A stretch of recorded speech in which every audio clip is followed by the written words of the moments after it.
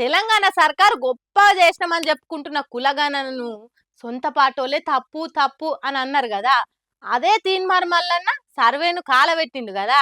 దాని మీద కడమ పాటోలు కాంగ్రెస్ పార్టీని ఎక్కిరిచ్చి ఎత్తి పొడిచిండ్రు. ఆగో దానికి కాంగ్రెస్ పార్టీకి కోపం వచ్చినట్టున్నది. తీన్మార్ మల్లన్నను పార్టీ నుంచి తీసేసింది. ఆ ముచ్చట్లేందో ఓసారి చూద్దాం పాండ్రి. కాంగ్రెస్ పార్టీ చేసిన సర్వే కంటే కేసీఆర్ సర్వేనే 100 పాలు నయం. అదే కరెక్టు. సమగ్ర కుటుంబ సర్వేలున్న బీసీలు రేవంత్ సర్వేలో ఎందుకు మాయమైనరు? ఆ లేడబోయినరు, చచ్చిపోయినరా? ఒకవేళ అదే నిజమైతే అలా గోరీలేడున్నాయి అని అడిగే వరకు కాంగ్రెస్ పార్టీకి కర్రు కాల్చి కంతల మీద ఒత్తినట్టు అయినట్టున్నది.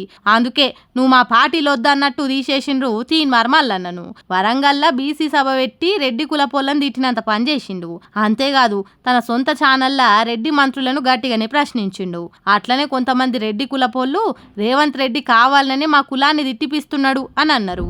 ఇగో ఇవన్నీ ముచ్చట్ల మీద కాంగ్రెస్ పార్టీలు తీన్మార్ మల్లన్నకు నోటీసులు ఇచ్చిండ్రట. అట్లెందుకు అనాల్సి వచ్చింది?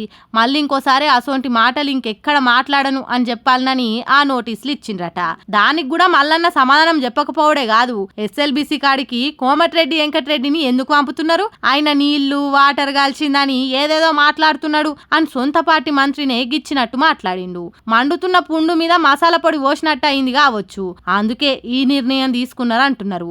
అదొక్కటైతే కొత్తగా వచ్చిన పార్టీ ఇన్ఛార్జ్ మీనాక్షి నటరాజన్ ఇంటి పోరు చేసే లీడర్లను ఇంటికి పంపించే పని చేసింది అని ఇంకొందరు అంటున్నారు. మరి తీన్మార్ మల్లన్న కాంగ్రెస్ పార్టీని వదిలిపెడతాడా, తాను చేసింది తప్పే అని దాంట్లోనే ఉంటాడా, లేక బీసీల కోసం కొత్త పార్టీ పెడతాడా? అదిగాక కేసీఆర్ చేసిన సర్వేనే కరెక్ట్ అంటున్నాడు కాబట్టి బీఆర్ఎస్ పార్టీలో చేరుతాడా అనేది ముందు ముందు చూడాలి.